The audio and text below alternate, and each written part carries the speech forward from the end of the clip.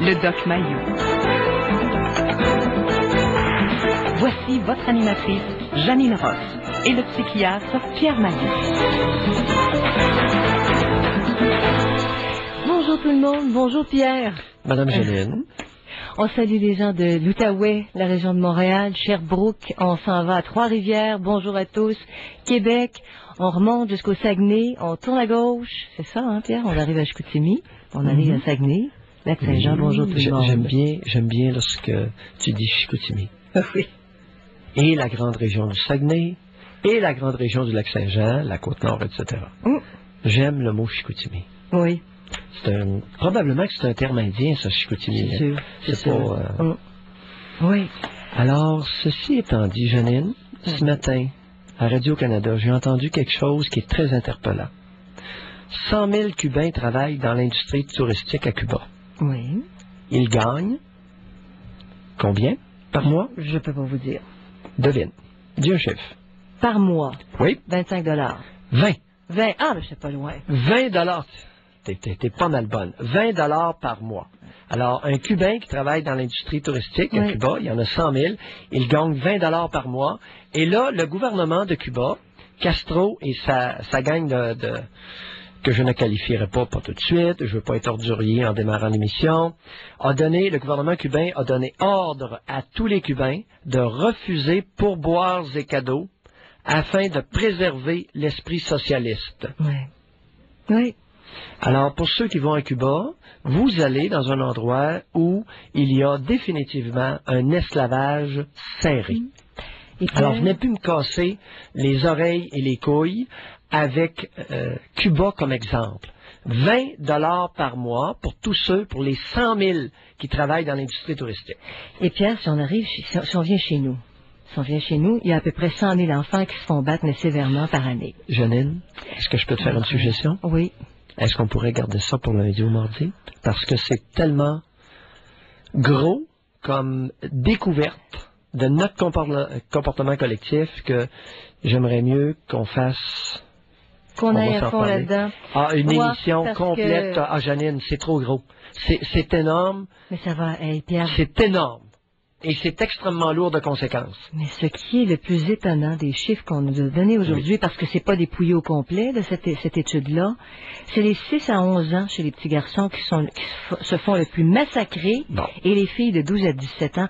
Moi, j'imaginais que c'était des petits-enfants. Janine, est-ce qu'on pourrait la palette est large, hein? Est-ce qu'on pourrait inviter nos auditeurs à bien lire cet article-là, qui est publié dans le journal La Presse, et probablement par certains autres quotidiens associés à la presse. Il n'est pas aujourd'hui dans le Journal de Montréal, il est dans la presse.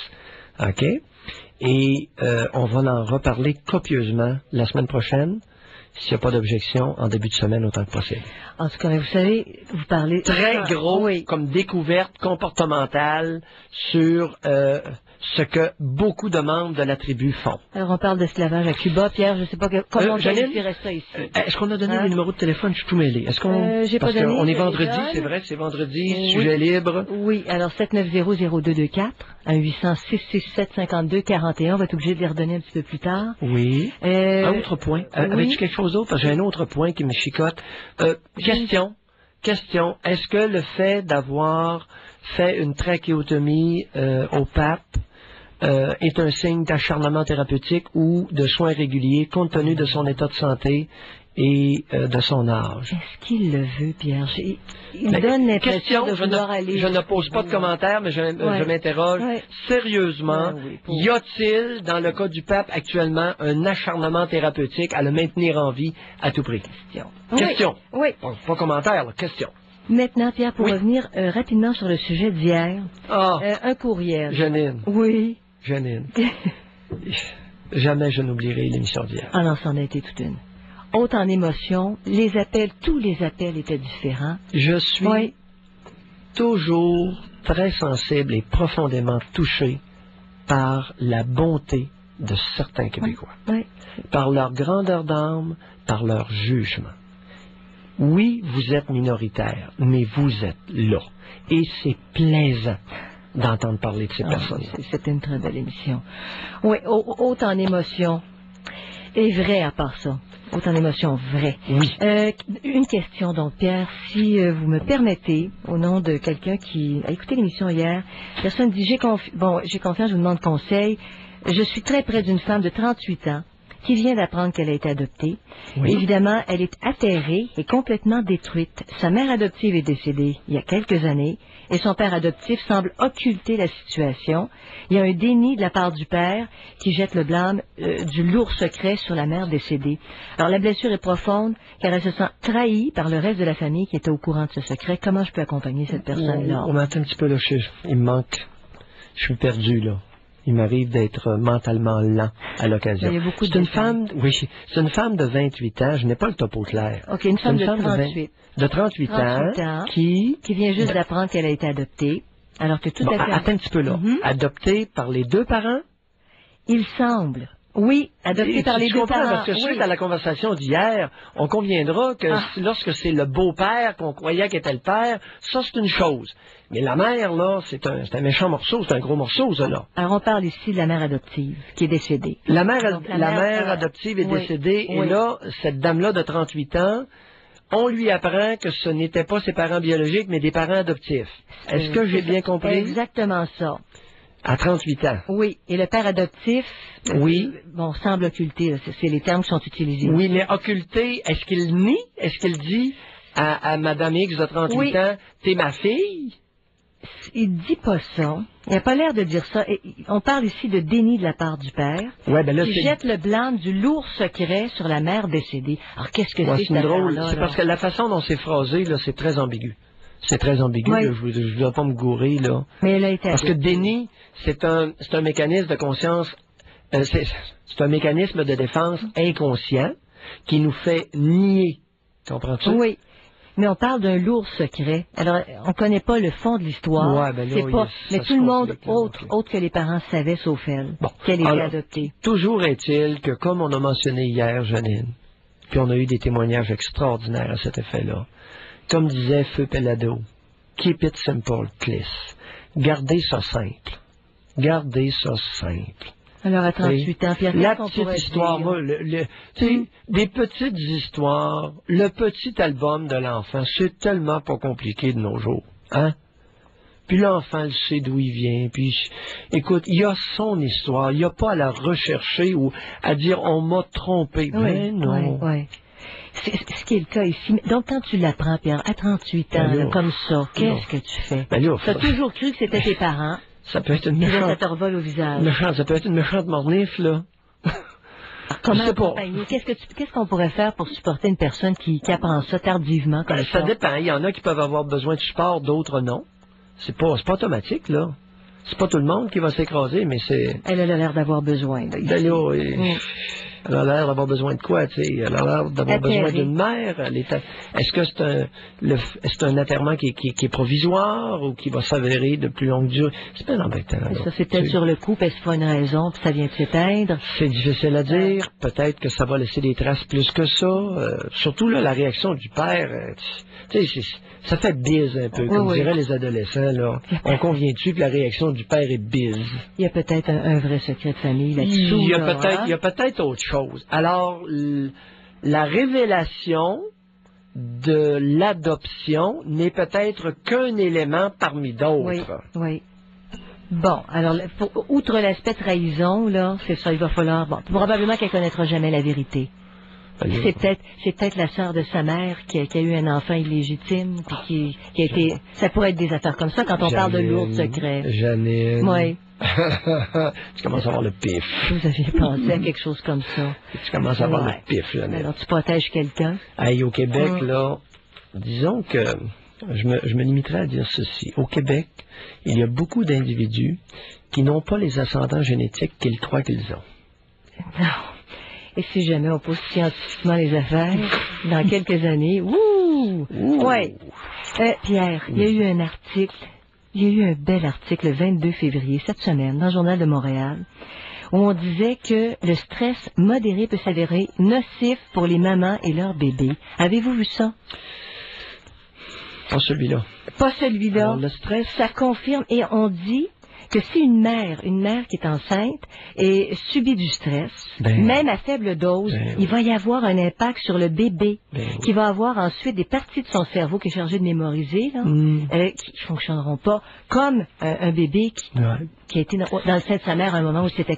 Donc, et au niveau de l'apprentissage, donc mémorisation, dans le développement des habiletés cognitives de l'enfant, des troubles de caractère, ils vont jusque-là dans ce papier-là. Oui, parce qu'il y a des hormones qui passent dans le lait et qui passent dans le sang aussi. Oui. Alors, entre autres dans le lait maternel, c'est sûr qu'on a avantage à bien entourer les jeunes mères, les mères de jeunes bébés. Oui. Pas une jeune mère, mais une mère de jeunes bébés.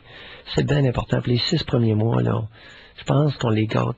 On les gâte pas tellement à l'heure actuelle. Pendant la grossesse même. Hein. Oui, écoute. C'est normal. Oui, c'est normal. Le corps humain sait comment faire. Hein, pour porter un enfant, mais il faut un contexte. Si ce n'est pas un moment de bombarder la personne, c'est pas le moment. Et Pierre, ils sont allés chercher ça. Ça s'est fait à Montréal, le département de psychiatrie de l'Université de Montréal. C'est une chercheuse. Et juste en terminant, elle dit, ils ont fait des expérimentations sur les rats. Et les rats qui étaient soumis à du stress avaient des avortements spontanés. Les rats, dans le plus les du femelles. double. Oui, les femelles. Plus du double. Avortements spontanés. Plus du double, ben oui. Qu'est-ce qui était observé en temps normal. Ben oui, il y a beaucoup de personnes qui ont des troubles de fertilité. Ça, c'est un domaine qui est fascinant. Si j'étais pas si occupé, là, peut-être que je m'intéresserais à ça. C'est vrai. Est-ce qu'il est possible qu'il y ait des traumatismes psychiques qui interfèrent avec la fertilité chez certaines femmes? Oui. Ici, en tout cas, ça semble dirigé vers question ça, que je pose et non pas affirmation que je fais. Oui.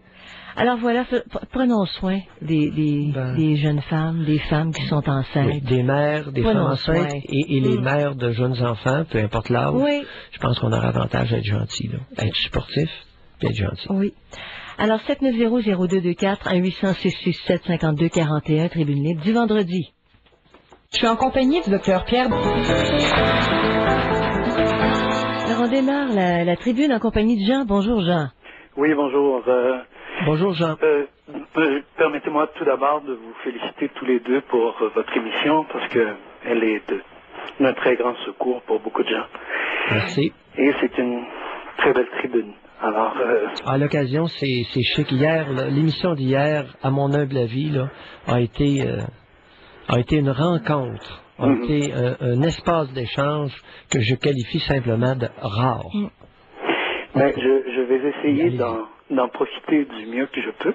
Allez-y. En allant, je ne vais pas trop me perdre dans les détails et m'enfarger dans les fleurs du tapis, mais donc je vais commencer par une question et aller à l'essentiel. Et si vous avez besoin de détails en cours de route, vous avez qu'à me le demander.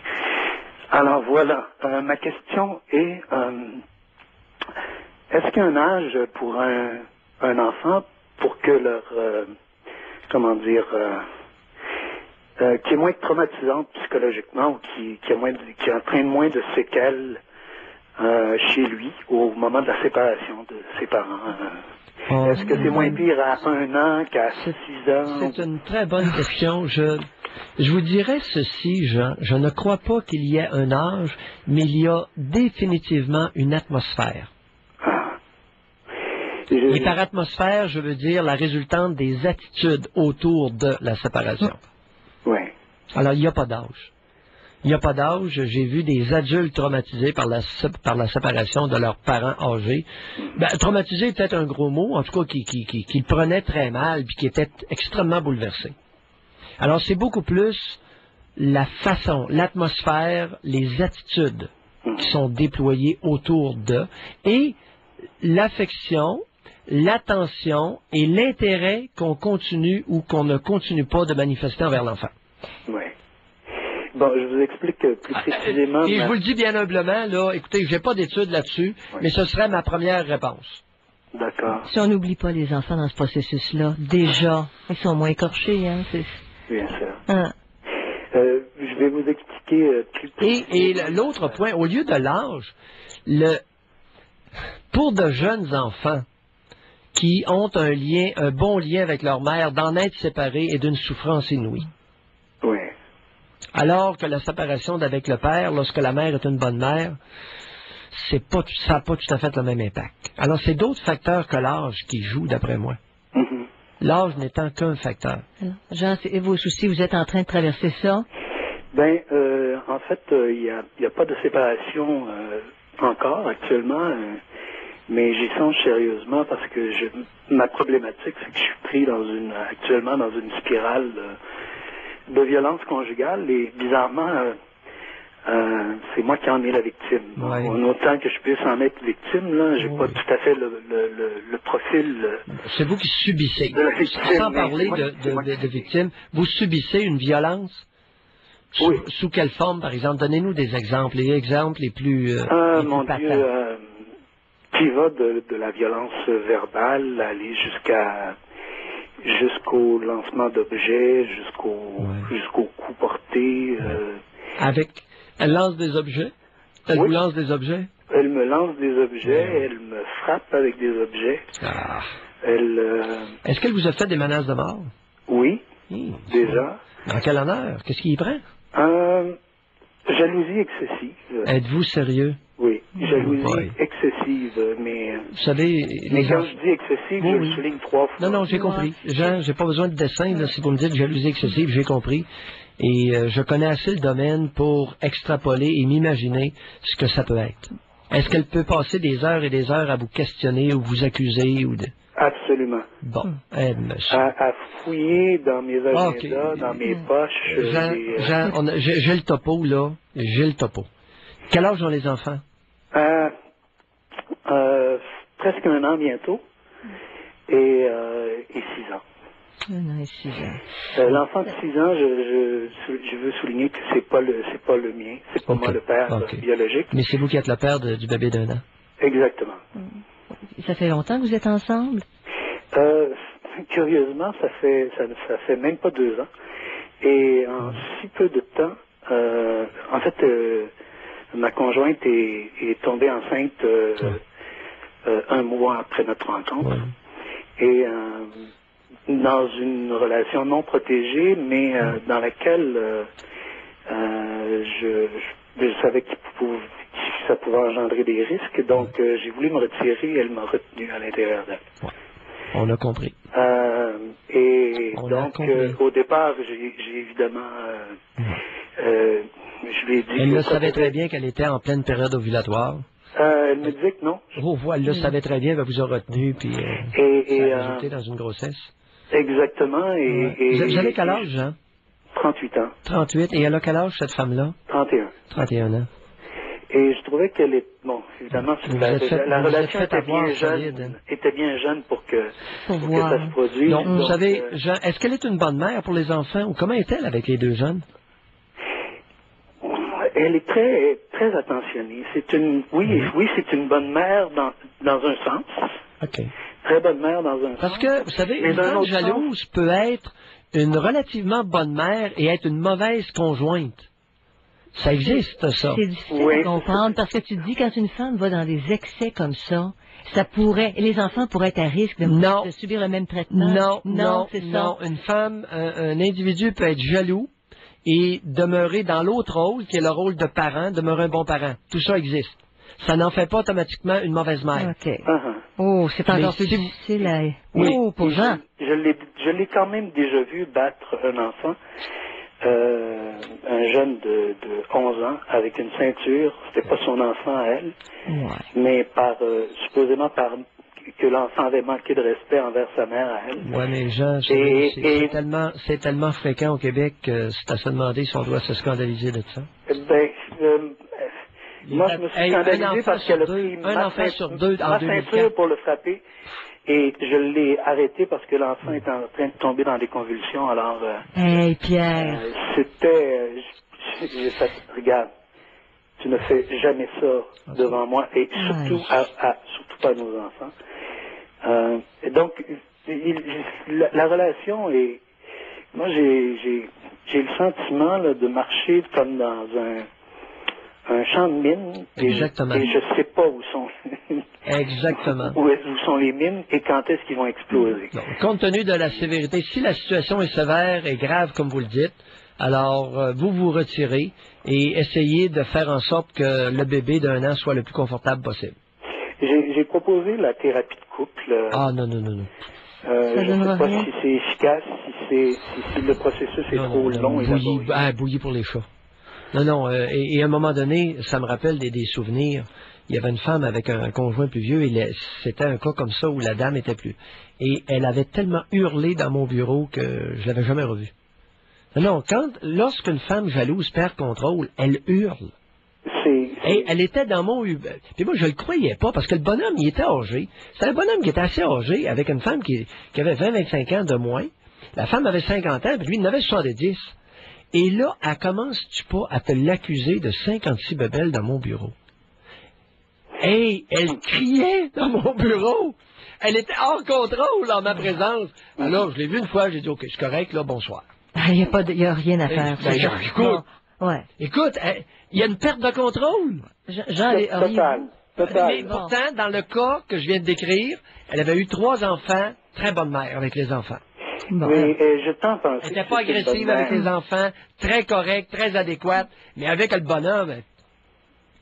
Moi, je vous assure qu'actuellement, elle est à l'extérieur du pays avec notre garçon depuis bientôt 4 mois. Parce qu'elle s'est sauvée de l'hiver, mais bon, elle vient pas d'ici, là, elle vient d'un autre pays. Quel pays? Chaud, Cuba. Cuba. Et, tout à fait par hasard, une Cubaine? Oui. Oui, mais elle a réussi à se sauver? Pas se sauver, en fait, elle a été mariée avec quelqu'un ici, ça n'a pas fonctionné. Pour des raisons de jalousie, d'ailleurs, que j'ai su par après. Ah oui. Vous avez rencontré l'ex-conjoint? Oui. Et des amis de l'ex-conjoint qui m'ont confirmé les dires de l'ex-conjoint, mais... mais là, tout s'explique. C'est quelqu'un qui a fui l'esclavage. C'est une esclave. Non, je niaise. C'est drôle comme coïncidence, parce que, en introduction, j'ai parlé des 100 000 Cubains qui gagnent 20 $ par mois. Ouais. Puis là, le gouvernement vient de leur ordonner. Hein? Les médecins gagnent 20 Oui, je sais. Les autres gagnent beaucoup moins. Et vous disiez par rapport à ça, j'ai raté l'introduction. Hein. Mais Jean, si vous vous séparez, vous allez perdre votre petit garçon, si jamais elle s'en va à l'extérieur. C'est ma une peur, crainte, parce que c'est une menace qu'elle m'a faite aussi. Elle m'a dit que Jean, jamais plus vous savez, vous avez été arnaqué, et de se sortir d'une arnaque, ce n'est pas léger. Non, c'est pas léger, je sais. Je vous assure que vous soumettez une problématique cet après-midi là, qui me laisse pantois. Qu'est-ce que vous verriez comme petite solution parce qu'il risque de perdre son garçon? Non, regardez, Jean, il y a une chose, c'est que si la situation est telle comme vous le dites, d'abord, premièrement, responsabilité envers vous-même, sauvez votre peau. Deuxièmement, essayez de faire en sorte que les dommages envers votre fils soient réduits au minimum. Mais, écoutez... Oui. Parce que en même temps, le fait de demeurer avec une personne, avec une femme qui est jalouse, morbide, d'aucune façon n'aide les enfants. Et qui perd la carte. D'ailleurs, j'avais demandé, la problématique, c'est... Vous l'avez dit, elle perd la carte, je le sais, je l'ai vu dans mon bureau, je le croyais pas. Le type dont je vous parle, c'est un professionnel, c'est un agronome. C'est un agronome très connu, et je le croyais pas. Je pensais que le bonhomme, à un moment donné, je me demandais même si c'est pas lui qui était délirant. Comprenez-vous? Comme s'il exagérait, mais c'était pas le cas. Puis le bonhomme, c'est un grand parleur. J'ai l'impression, il en mettait. J'avais l'impression qu'il en mettait jusqu'à temps que je sois témoin. Ouais. Mais ma conjointe présente pas ce portrait-là, ce profil-là à la face du monde. C'est une femme, très belle femme, gentille, sensuelle, chaleureuse, accueillante. C'est une manifestation là, qui ne se produit que dans l'intimité. Allez, bye et bonne chance. Dans les cas de jalousie, Pierre, comme il a été décrit tantôt, quand les crises se font devant les enfants, ça peut avoir un impact assez important sur eux autres. Est-ce qu'on a perdu? Non, je suis là. Oui, vous êtes là? Oui, je t'écoute, je suis en train de réfléchir. Je ne vous recevais plus. J'étais en train de réfléchir. Oui. C'est une crise, comme décrit, puis même ce dont vous avez été témoin, vous, devant des petits-enfants. Dans le cas qui m'intéresse, que je mentionnais, ces crises-là n'avaient pas lieu devant les enfants. C'était à part. Oui. Les enfants ne pouvaient pas entendre des cris. Non. C'était fait là dans le... Elle était discrète, elle perdait contrôle. mais pas devant les enfants. Parce que si c'est devant Mais les enfants... dans mon bureau, par exemple, là, c'est devenu... elle a complètement perdu contrôle. C'est là que j'ai réalisé de la sévérité du problème. Ben, parce que vous étiez un témoin, dans le fond, puis ça n'a pas arrêté la réaction. OK, on parle à Madeleine. Bonjour, Madeleine. Dr. Maillot, bonjour, Mme Ross. Bonjour, Madeleine. Je vous félicite en passant pour tout le beau travail que vous faites. Merci. Je voudrais revenir sur le sujet d'hier. J'ai essayé de vous rejoindre, je n'ai pas été capable. Allez-y. Parce que là, moi, j'ai adopté un enfant en 1976, Oui. un garçon. Et puis, je voudrais féliciter Dr. Maillot pour vraiment la méthode fondamentale, l'album de photos. Nous, c'est qu'est-ce qu'on a fait? On l'a, dès l'adoption, en arrivant à la pouponnière, on a photographié la pouponnière, on a photographié la petite couchette, où est-ce qu'il était. Ben oui. On a photographié la religieuse qui nous l'a déposé dans nos mains. Oui. Et c'était extraordinaire. On a même demandé que le baptême soit fait à la pouponnière, avec le parrain, la marraine. Et pourquoi pas? Et Oui. pourquoi pas? C'était très bien. Mais c'est quoi cette honte qu'ont beaucoup de personnes face aux pouponnières? Ah, c'était Ben voyons! extraordinaire. Puis vous devez connaître, c'était la pouponnière de la Mauricie, qui était très, très bien, super bien, très accueillant, très chaleureux. C'était extraordinaire. Fait que je dois dire à toutes les petites mamans, là, lorsqu'ils adoptent un enfant, les photographies. C'est tellement facile. Du moment qu'elle a commencé à pouvoir parler, jaser. Moi, je dirais vers 2 ans, 2 ans et demi. On a commencé, moi, j'ai commencé tranquillement. Là, j'ouvrais l'album de photos. Puis je lui racontais une histoire. Quand il regardait un livre de lecture, tout simplement, avec des images. Un enfant, il faut sa voix des images. Fait que je lui montrais ça tranquillement. Là, c'est là, regarde ça. C'était dans cette petite couchette-là. Puis nous, on est allés te chercher. Puis c'était comme une petite fleur qui s'ouvre. C'était extraordinaire. Jamais, jamais on a eu de problème après ça avec ça. Jamais, jamais. Il est revenu sur le tapis, il disait maman, il savait fondamentalement son histoire. Exactement. Vous venez de le mentionner. Cet enfant-là connaissait son histoire. Exactement. Il n'y a plus de surprise. Peu importe la famille, les commentaires à gauche et à droite, il connaît son histoire. Ah oui, alors, ceux qui veulent être méchants envers vous ou envers l'enfant, n'ont qu'à se rhabiller. Exactement. Ils n'ont pas pris. Même si des petits copains, c'est lui qui leur disait, moi, j'ai été adopté. Puis, il leur montrait même son album photo. Ben oui. Puis, être fier de ses origines. Exactement. Parce que vous étiez fier de cet enfant-là. Et la fierté, c'est comme un microbe, c'est contagieux. Exactement. Mais moi, je voulais vous dire aussi qu'on n'a pas entendu ça du tout. Je pense qu'il y a des petites mamans ou des petits papas qui ont très, très peur. Parce que, qu'est-ce qui arrive lorsqu'on adopte un enfant?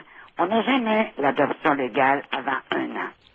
Fait que, avant 1 an, on sait sûr qu'on est sur un qui-vive. Parce que la maman peut revenir chercher son enfant. Tu ne veux pas t'attacher. C'est Ouais, ça. Donc, pas prendre de photos, garder le moins de souvenirs possible. Exactement. Moi, je pense bon point, mais malgré ça, oui. Écoutez, malgré ça, il est dans l'intérêt des enfants d'agir dans les lignes de la démarche que vous suggérez. Oui. Malgré qu'on puisse se faire... Écoutez, il faudrait qu'il y ait une différence entre des adultes et des enfants. Oui, Sommes-nous devenus à ce point pleutres? C'est une bonne suggestion, Madeleine. Oui, c'est ça. Je pense qu'il y a des petites mamans qui ont peur à cause de ça. Et là, les petites mamans qui ont peur, on va-tu arrêter de les infantiliser, les petites mamans? Ah oui. Tu sais, on va enlever le mot petite, là, puis les mères, puis... les mères. OK? Oui. Bye, Madeleine. Bonjour, C'est beau, Madeleine. je vous remercie. On va au propos de Pierre maintenant. Un autre Pierre. Oui. Bonjour. Bonjour, on va rester avec les enfants. Là. Monsieur Maillot parlait de Cuba tantôt. Moi, je vais lui parler des États-Unis. Selon le National Safe Workplace Institute, il y a aujourd'hui 5,5 millions d'enfants qui travaillent illégalement aux États-Unis. Les inspecteurs du travail ont découvert dans un atelier de confection New York des enfants qui travaillaient dans des conditions inhumaines. Il y faisait 6 fois que les enfants pouvaient se couper les doigts en les passant sous la lame du coupoir sans même s'en apercevoir, M. Maillot. Ouais. Il y a des choses à faire attention. Vous savez, on n'est pas à l'abri de ça, les abus. Une étude en 1980, M. Maillot, portant sur 1 millier d'accidents provoqués par des machines dans 13 États différents aux États-Unis, révèle que 12% des victimes étaient âgées entre 5 et 14 ans. 1 million d'enfants de moins de 15 ans participent aux récoltes en Californie, M. Maillot. Près de la moitié des enfants là, avaient travaillé dans des champs encore humides de pesticides. Non, ben là, c'est ça, Pierre, comme dans- attends, allons-y avec des bémols, là, parce que je viens d'un milieu où les enfants travaillaient, nous autres. Nous autres, on a travaillé comme enfants. J'ai commencé très tôt à travailler. Travaillez-vous dans les champs? Oui, j'ai travaillé dans des champs, j'ai ramassé du maïs. Humides de pesticides. Non, ben là, Ouais, les c'est ça. pesticides, ça, il n'y en avait pas, là. Ça, c'est la donne moderne. Oui. ça. Ouais. Non, mais M. Mayou, ces enfants-là travaillent dans des conditions exécrables.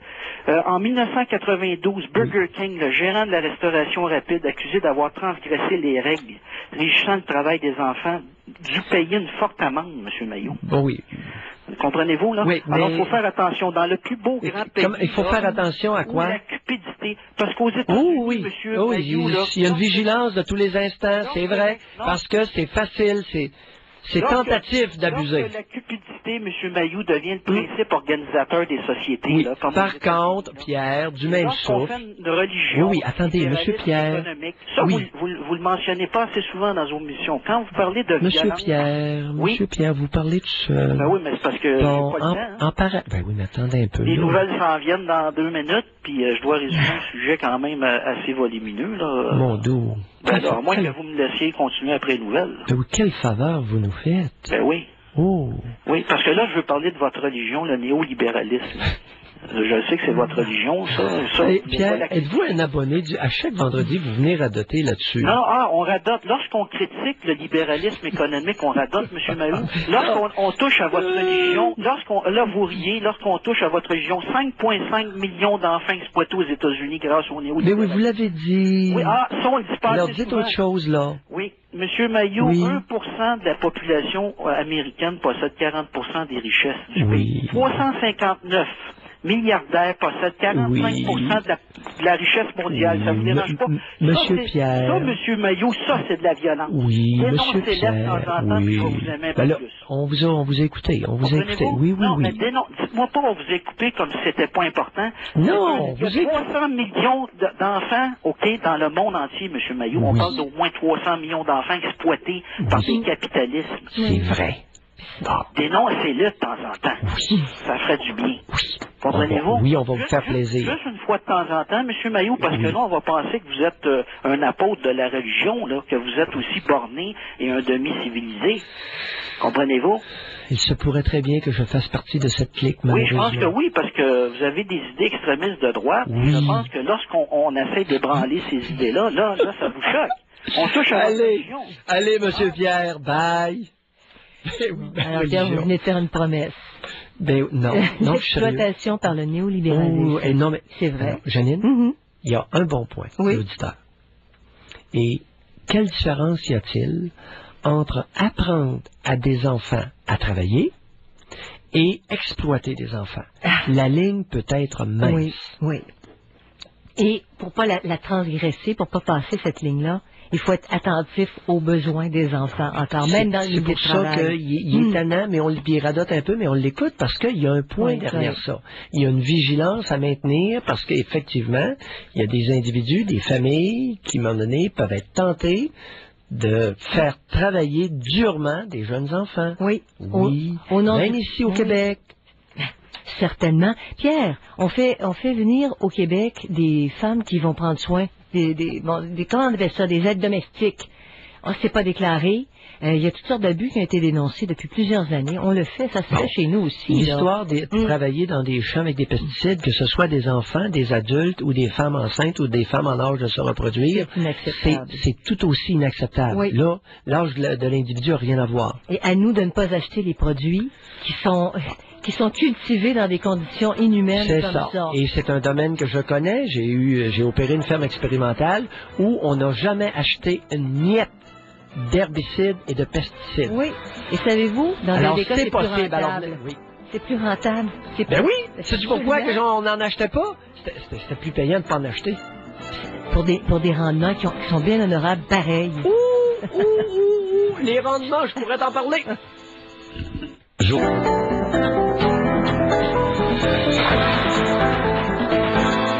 On accueille maintenant Janine. Bonjour. Bonjour à vous. Bonjour, Madame Janine. Alors, merci pour la belle émission d'hier. Puis, il n'y a pas seulement Janine qui avait la larme à l'œil. On en avait.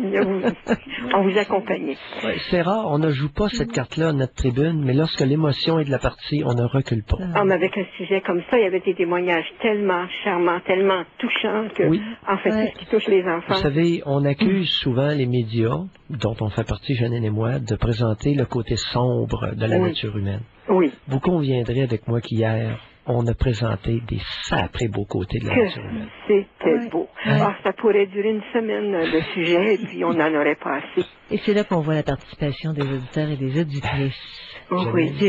C'est aussi varié comme expérience, aussi riche, tout le monde qui appelle. Oui, j'ai toujours dit que c'était les auditeurs qui faisaient notre émission. Et vous allez avoir un autre son de cloche aujourd'hui. Attachez-vous à votre chaise. Allez. Je n'ai jamais entendu une histoire comme ça. Ça s'est passé, j'essaie d'être clair, ça s'est passé il y a 75 ans, j'ai 75 ans, et c'est dans ma famille. Oui. J'ai une petite cousine qui était seule d'enfant, alors que dans ces années-là, je pense que vous savez que les familles étaient nombreuses. Hein? Et cette petite fille ressemblait à son père comme deux gouttes d'eau. Oui. On venait chez nous, ma petite cousine, puis on l'aimait, puis elle était fine. Et à tout moment, quand on la présentait à quelqu'un d'autre, « Ah, mon Dieu, que votre fille vous ressemble. » Ah oui. Alors, les parents se retournaient et disaient, « C'est une petite adoptée. » Voyez-vous, dans ce temps-là, on n'en parlait pas. Hein? Ouais. Ah, c'est une petite adoptée. Tout ça, ça Est-ce que l'enfant savait qu'elle était adoptée? Ou on chuchotait ça? On l'entendait chuchoter. Alors, nous, on ne savait pas ce que c'était, enfant adopté. On l'a su, c'est-à-dire, moi, vers l'âge de 10 ans, j'entendais des enfants qui étaient adoptés, je pleurais, bon, en tout cas, j'étais tout croche avec ça, moi. Pas comme beaucoup de monde dans le temps. Tout ça, je vais vous faire une histoire courte, là, pour arriver vers tout près de 30 ans. La fille est prête à se marier, demande des papiers pour découvrir que c'est son vrai père et sa vraie mère. Ce couple-là a eu un enfant, ils n'étaient pas mariés. Ils ont laissé l'enfant en adoption, à la crèche. Je comprends la pause. C'est ça le point. Parce que c'était une enfant qui était née hors du fameux mariage. Exactement. Cette sainte institution québécoise. Je n'ai jamais entendu une histoire comme ça. Et c'était ma petite cousine. Elle était seule d'enfant. Oui, je comprends la pause. Mais pas adoptée du tout, c'est ça. Ce qui est arrivé, ils l'ont placé pour adoption. Ils ont attendu quelques mois, une année. Ils se sont mariés ensemble. Ils s'aimaient vraiment. Ils se sont mariés. C'était des bonnes personnes. Ils se sont mariés ensemble et ils sont ensuite allés chercher l'enfant à la crèche. Oui, je comprends la pause. C'est notre petite adoptée. Vous savez, dans la tribu québécoise, vous conviendrez avec moi qu'on a toujours invité et incité à l'hypocrisie. Et ça ne nous honore pas. Pas du tout. Hein? On est d'accord là-dessus jusque-là? C'est bien, absolument, absolument. Mais quel exemple d'incitation à l'hypocrisie? Avez-vous déjà entendu une histoire comme ça? Non. Jamais, non, elle est basse, celle-là. Mais elle fait partie de notre culture. Oui, écoutez bien. Là, la personne est rendue à près de la trentaine, veut se marier, et c'est là qu'elle a découvert que c'était ses vrais parents. Et ses parents n'étaient pas tout à fait d'accord avec le choix de son mari, en fait, toutes sortes de choses, là, mais du bon monde. Et à ce moment-là... Non. Ses parents n'étaient pas du bon monde.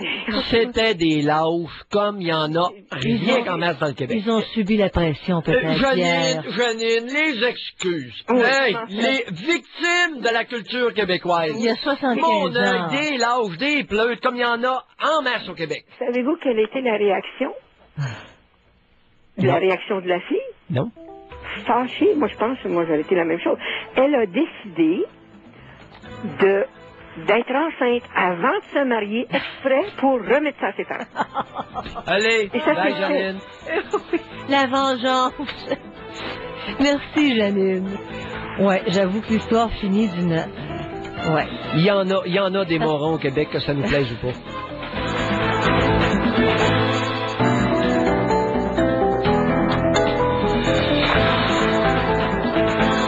On parle maintenant à Viviane, bonjour. Oui, bonjour. Bonjour Viviane. Bonjour Madame Ross, bonjour Docteur Mayou. Oui. J'aime beaucoup votre émission que j'écoute assez souvent, qui me permet d'évoluer et de m'affirmer. Oh! Oui. Évoluer et vous affirmer? Oui. Là, je comprends pourquoi je reçois tant de lettres de bêtises. Ben là... Hey, si notre tribune permet à des individus, puis je comprends qu'on me traite de dangereux. Oui, parce que les gens, ils veulent pas évoluer ni s'affirmer. Alors, ils sont bien dans leur carcan, comme on dit. Là, si notre tribune là, incite ou invite des personnes à s'affirmer, je Mais bien sûr, comprends, on devient vous dites dangereux des là choses, pour le là. statu quo. Le troupeau de moutons va avoir de la misère à continuer. Vous dites des choses qu'il faut tenir compte, puis des choses vraies, la réalité. Ben, allez-y, on va. Puis je voudrais aussi vous dire un grand merci à vous deux, avant de commencer, là.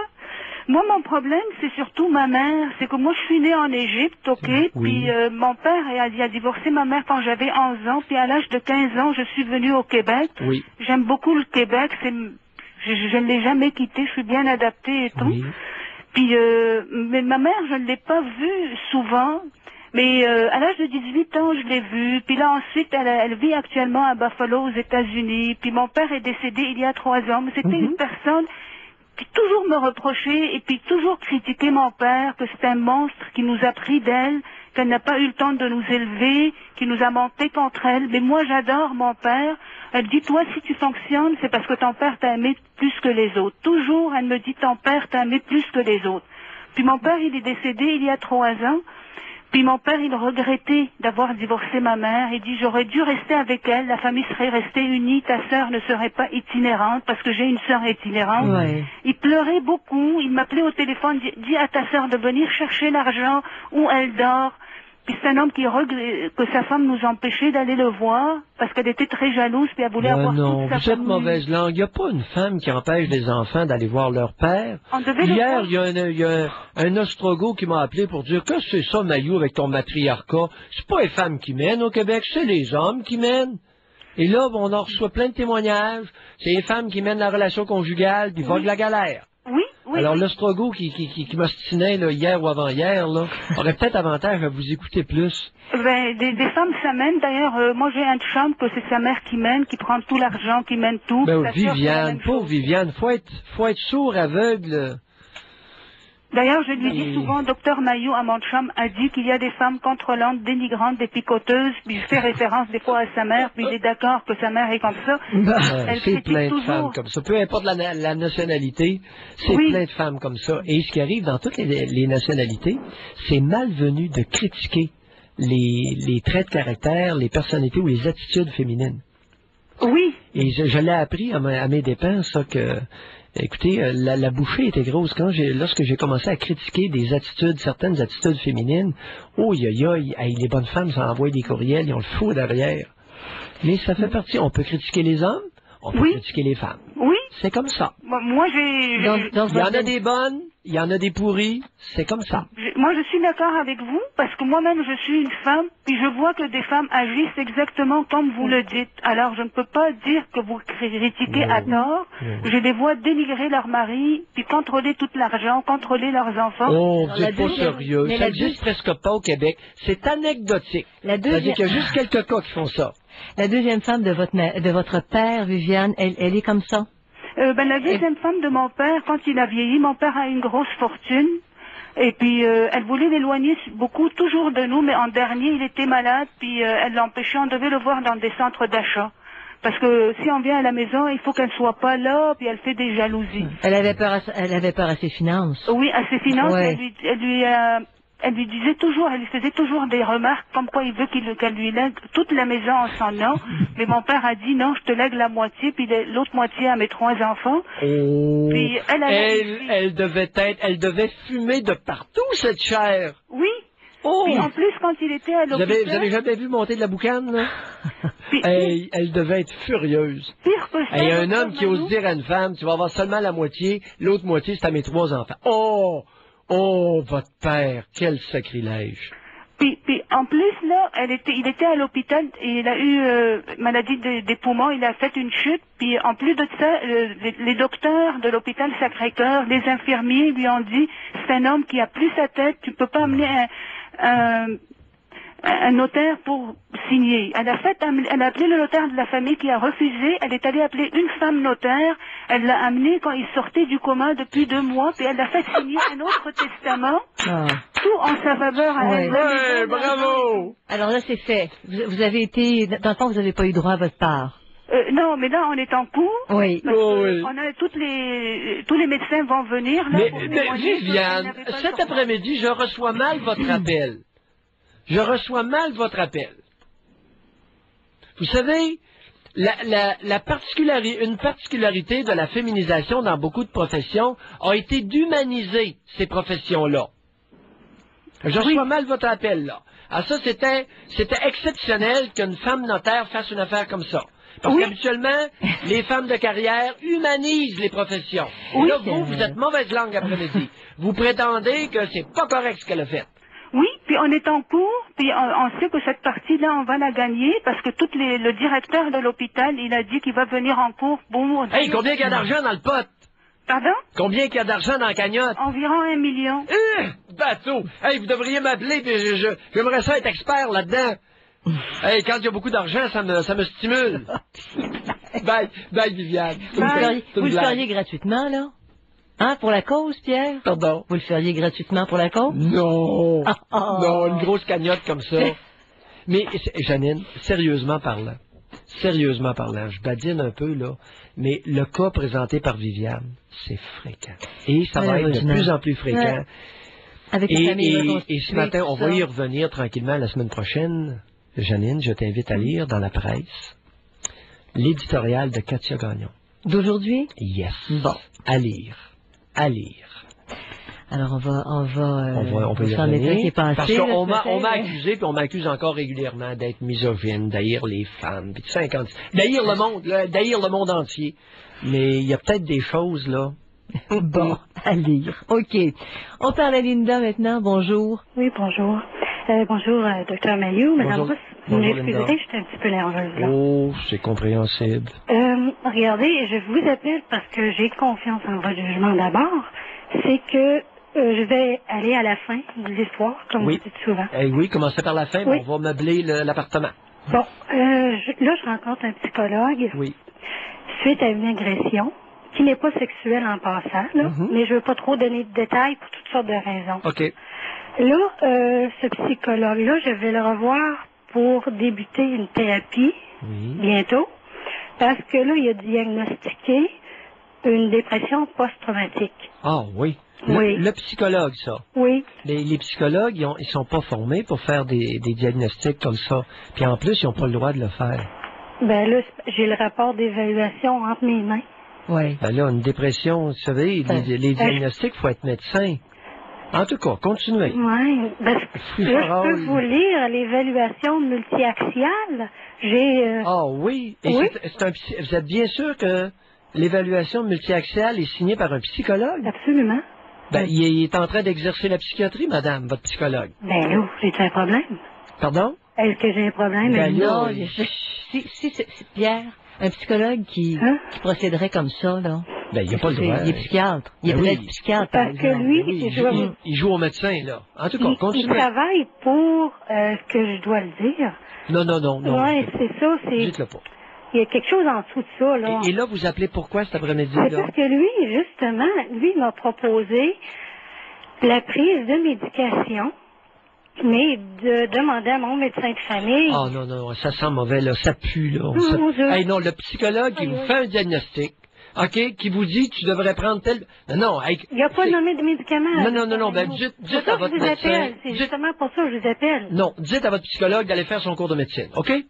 Au palais. Oui, dites, non, si veut vous au médecin, au psychiatre qui a le faire le cours de médecine, sa spécialité de psychiatre, puis après ça, il va vous faire un beau diagnostic, puis si vous avez besoin de palune, il va vous en donner. OK? Bye, Linda. D'accord. Bon. Ben là, aller voir son médecin. Et je sais que ça se fait. C'est pas de la blague, là. Il y a des psychologues qui, ils font le diagnostic, puis là, tu vas aller te faire prescrire telle affaire par le docteur. Hey, pardon? Oui. Allô? Une espèce de pratique conjointe, mais Pierre... Allô, mon petit casse, si tu veux pratiquer la psychiatrie, pas de problème, on en manque au Québec. Au plus, au plus, là, un psychologue, Pierre, pourrait dire ça pourrait être, ça pourrait être, ça pourrait être. Allez voir votre médecin. Là, ça, il pourrait dire ça, même là. Même là. C'est émettre des hypothèses. On a-tu 2 minutes? On a-tu 1 minute et demie? Oui, oui. Bon, regarde. Dame qui m'est référée, supposément en dépression. Oui. OK? Je l'écoute. Je l'écoute 3 quarts d'heure. Je fais passer des tests. Résonance magnétique cérébrale. 3 métastases au cerveau. Bon. Alors, c'est pas une dépression du tout, là. Comprends-tu que... Oui. Hein? Oui. Comprends-tu que parfois, là, ça prend un médecin? OK. Oui. Je te donne ça comme exemple, là. Mais dans le cas de Linda, Pierre, il y a eu agression. Alors, c'est peut-être facile de passer, de sauter au diagnostic ou de penser que... L'hypothyroïdie, tu peux très bien avoir subi une agression puis être en hypothyroïdie aussi en même temps. Qui peut induire une dépression? C'est ça, quelqu'un qui fait de l'hypothyroïdie. Oui. Ça, vous en voyez régulièrement. Il paraît qu'il y en a de plus en plus. Là, Janine, les gens qui ont des déséquilibres thyroïdiens. Psychologue qui va au docteur, hey, l'évaluation multiaxiale. Hey, qu'est-ce que tu fais là, mon petit casse? Par contre... Où c'est que t'as appris ça? Hey, les formations sur le tas, là. Wow, va te faire former officiellement. Tu sais, je veux bien qu'on fonctionne à l'occasion comme une république de bananes, mais on convient-tu qu'on ne soit pas complice de ça? Le rôle du psychologue, Pierre, pour préciser, là, le médecin rencontre Linda, par exemple, et elle explique. Là, lui pourrait dire, ça aurait l'air d'une dépression post-traumatique. Est-ce que lui pourrait dire, par exemple, allez en thérapie, moi je vous donne des médicaments, puis allez vous faire aider par un psychologue. Ça serait correct. Ça serait déjà plus intelligent. Oui. Non, pas l'inverse. Oui. Parce qu'il y en a qui vont dire, ils peuvent pas prescrire, même avec un doctorat. Aujourd'hui, les psychologues, je pense qu'ils peuvent se rendre au doctorat. Les nouveaux, là, c'est des maîtrises doctorat, c'est fusionné. Janine, les psychologues ont construit leur empire au Québec en illusionnant et en étant des véritables faussaires. Avec leurs lettres, ils se font appeler docteurs parce qu'ils ont fait un doctorat. Oui. Quelqu'un qui fait un doctorat en chimie, OK? Est-ce qu'il est apte à recevoir du monde pour les traiter? Alors, ils ont joué sur l'ignorance de la collectivité, eu égard à leur titre, pour mieux les tromper. Mais et j'ai hâte que ça cesse. Okay, au niveau du diagnostic, ils peuvent aider. Quand j'étais résident, le petit casse était psychologue, il voulait se faire appeler docteur. Hey, c'était monsieur. Oh, il était pas content, monsieur. Parce que là, il peut avoir mes non, là, écoute, chorie-moi pas, t'es pas médecin. Alors, dans le langage populaire au Québec, quand on dit docteur, c'est un médecin. Oui. Quelqu'un qui a un doctorat, un diplôme de docteur, c'est un médecin. Et les psychologues sont entrés par la porte d'en arrière en trompant le public grâce à leur titre. Cependant, ils peuvent être utiles. Hein, c'est ça, Pierre. Mais ils peuvent être utiles, les psychologues. Ben oui, c'est à un moment donné, c'est ça. Mais je comprends votre point, là. J'en suis pas là. Ils sont pas des médecins, effectivement. Oui, ben là, écoute, je vois pas. Ils se font appeler docteurs. Hey, allô? Ouais. Achetez vos meubles directement des fabricants. OK, alors Pierre, on continue l'émission, la tribune téléphonique du vendredi en compagnie de Julie. Julie. Oui, bonjour. Bonjour. Bonjour, Julie. Oui, bonjour. Moi, c'est la première fois que je vous appelle. Là. Je suis pas nerveuse, mais très nerveuse. Oui. Fait que je vais essayer de continuer avec vous. Moi mon sujet, c'est sur le rejet, que ça fait des années que je vis depuis mon enfance. Puis que j'ai étudié beaucoup sur l'hypocrisie. Moi, c'est des femmes que j'ai toujours eu beaucoup de difficultés à vivre. Mm-hmm. Puis c'est ça, moi, c'est ma sœur, là, ça fait des années qu'elle me parle pas. Mm-hmm. Depuis que je suis au monde, je pense que je me demande si elle a aimé ma naissance, parce que depuis que je suis au monde, là, elle m'ignore, puis c'est comme si... Elle a le droit de ne pas avoir été contente, elle a le droit de ne pas vous parler. Jusque-là, il n'y a pas de problème. Oui, ce n'est pas parce que vous avez une mère commune qu'elle doit s'intéresser à vous. Non, c'est pas nécessaire. Mais par contre, la mère là-dedans, c'est important. Oui, c'est ça, c'est la mère là-dedans, là, oui. C'est ça, ma mère là-dedans, là, elle n'a pas beaucoup aidé aussi la situation, parce que... étant donné que, écoute, c'est la sœur aînée, puis j'ai juste une sœur. Oui. Mais ça, je m'attarde pas à ça. Qu'est-ce qui me non, fait... la relation avec votre sœur, ça ne m'émeut pas. Jusque-là, il n'y a pas de problème. Non. Parce qu'à l'intérieur d'une même famille, il peut y avoir très peu de compatibilité entre les enfants. Ça peut arriver entre deux enfants et que ces enfants-là n'aient rien à se dire ou à partager. Pas de problème.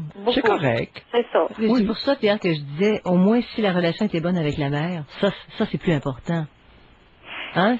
Ben, avec la mère, moi j'ai plutôt joué à mère avec ma mère. Là. Parce qu'à ce moment-là, il y avait dans mon adolescence, là, elle avait beaucoup des troubles et tout ça avec mon père. Oui.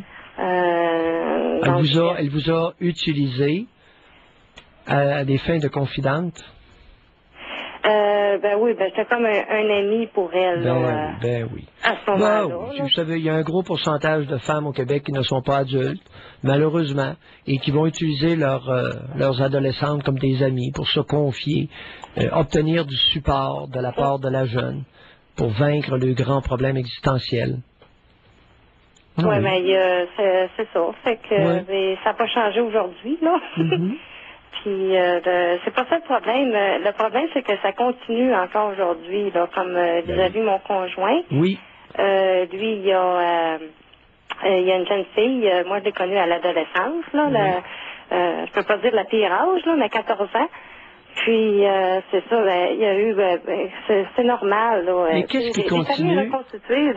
Attendez, Julie, vous m'avez perdu. Qu'est-ce qui continue avec votre conjoint? Vous dites ça continue avec mon conjoint. Il y a le rejet, l'envie, dans le fond, parce que ma soeur m'a tout Attendez, Julie, attendez, vous allez trop vite. Articulez mieux. Oui, OK. Qu'est-ce qui continue avec votre conjoint? Qu'est-ce qui continue avec mon conjoint? Mais on dirait que je revis les mêmes choses que quand j'étais jeune, vis-à-vis ma soeur, vis-à-vis le féminin. Sa petite fille, c'est l'adolescente de votre conjoint qui pose des problèmes. Vous avez dit au début, j'ai des problèmes avec les filles. Pas du tout, elle. Oublie ça, là. Oublie ça, encore aujourd'hui. Mais jusque-là, il n'y a pas de problème. Elle n'a pas à vous accepter. Non. Vous êtes en relation avec le père, vous n'êtes pas en relation avec elle. Elle a une mère, cette jeune-là? C'est ça. Bon, alors, là, ce n'est pas un problème. Il est où le problème, Julie? Ben, le problème, c'est la mère. Elle appelle tout le temps pour menacer, puis... Menacer quoi? Menacer ma maison, menacer mes biens. Attendez un peu. Quelle mère? La mère de la fille de mon conjoint. OK. La mère de la fille de votre conjoint vous appelle pour vous faire des menaces? Toujours. Oui? Ça fait des années. Depuis combien de temps que ça dure? Ça fait 6 ans. Est-ce qu'elle a déjà passé à l'action? Non, mais chaque année, ça se répète. Et qu'est-ce qu'elle fait comme menace? Non, elle n'a jamais passé à l'action. Jamais. OK, mais elle fait quoi comme menace au téléphone? Oui, ça souvent, oui. Elle fait quoi comme menace? C'est surtout quand c'est le temps, là, à chaque année pour les impôts, là. Oui. C'est normal, écoute... Qu'est-ce qu'elle fait comme menace, Julie? Mais qu'est-ce qu'elle fait? Elle vous menace de quoi? Elle menace comme elle va détruire, elle va tout détruire qu'est-ce qu'on a, puis autrement dit qu'il n'y a pas de, Bon, écoutez, Julie, c'est très simple. Prochain téléphone, vous vous procurez une petite enregistreuse et vous enregistrez ça, puis vous amenez ça chez un avocat. Et vous lui faites servir une mise en demeure, sinon une plainte au criminel. C'est vite réglé, ça. Ça prend pas 6 ans avant de régler ça. Oui, on n'a pas le droit de faire des menaces. Vous enregistrez la conversation, vous amenez ça chez un avocat, et l'avocat verra avec vous, là, quelles mesures qu'il y a à prendre, soit la mise en demeure de bien vouloir ne plus jamais vous importuner. Cette fille-là, Pardon? Elle est rendue à 19 ans, là, elle va aux études aussi encore aujourd'hui. Avez-vous entendu ce que je viens de dire? Oui. Ce que je viens de vous dire, là, c'est... L'enregistreuse, c'est d'enregistrer ça, puis à la cour... Chez l'avocat, et vous amenez ça à un avocat. D'accord? Les avocats acceptent ça. Oui, écoutez, emmenez ça à un avocat et vous verrez le plaisir que vous aurez. Bye! OK, merci, bye. Bonjour, Julie, pour qu'elle fasse l'intimidation, là. Oui. À un moment donné, ça va faire. Après 6 ans, il y a des gens patients. Même si, vois-tu, le monde, il y a eu dans les journaux parution d'articles à l'effet que certains juges n'acceptaient pas les enregistrements. Mais quand tu portes plainte OK, contre quelqu'un, ou que tu vas chez l'avocat et tu as un enregistrement, les choses ne se passent pas de la même façon. Ça va vite et pas à peu près. OK? C'est ça. Puis même, Pierre, on suggère qu'il y ait au moins, il faut qu'il y ait un témoin, par exemple. C'est pas une à une, il faut qu'il y ait 3 personnes. Ça, on nous avait dit ça récemment. Non, mais pour ce qui est pour ce qui est des menaces au téléphone, parce que souvent, il n'y a pas de témoin. Oui. Mais lorsque c'est enregistré, là, oh, que c'est pesant. Oh, que ça fait mal. C'est dur à contester. Exactement. Voilà. Exactement.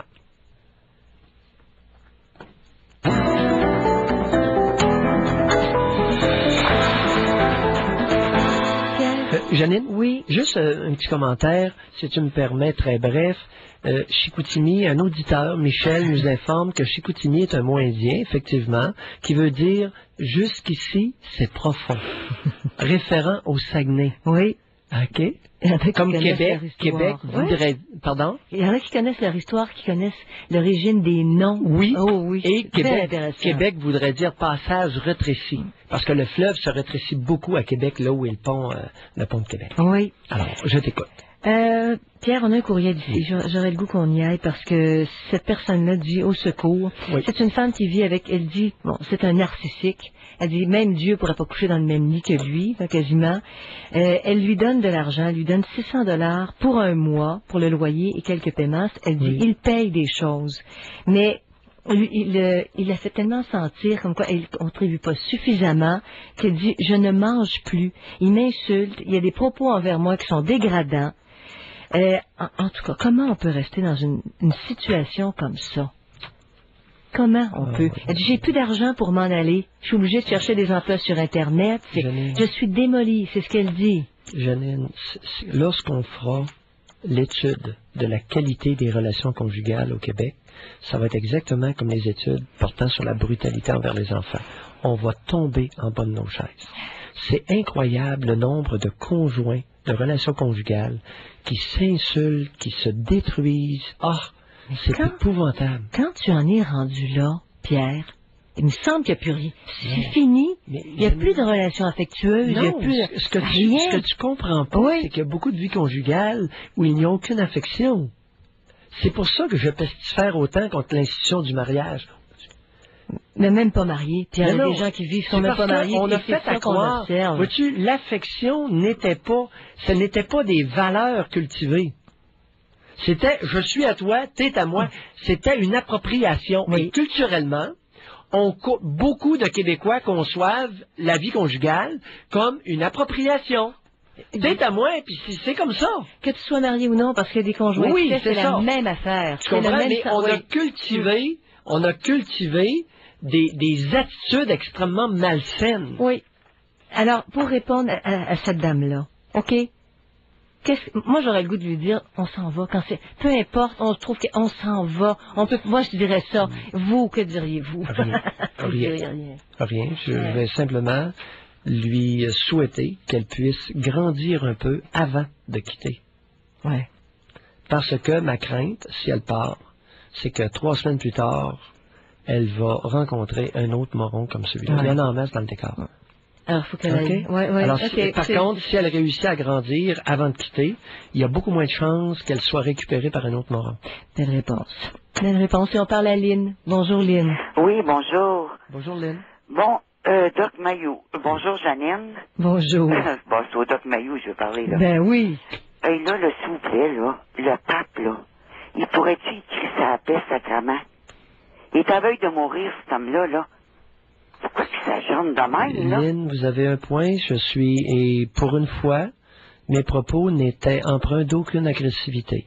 C'est un vieillard qui est malade, auquel on a fait une trachéotomie, et à titre de médecin, je m'interroge énormément sur le bien fondé de cette mesure-là, et je me demande si on n'est pas en train de verser dans l'acharnement thérapeutique. Non, ils veulent se donner bonne conscience de le tenir en vie, mais qu'ils laissent donc mourir en paix.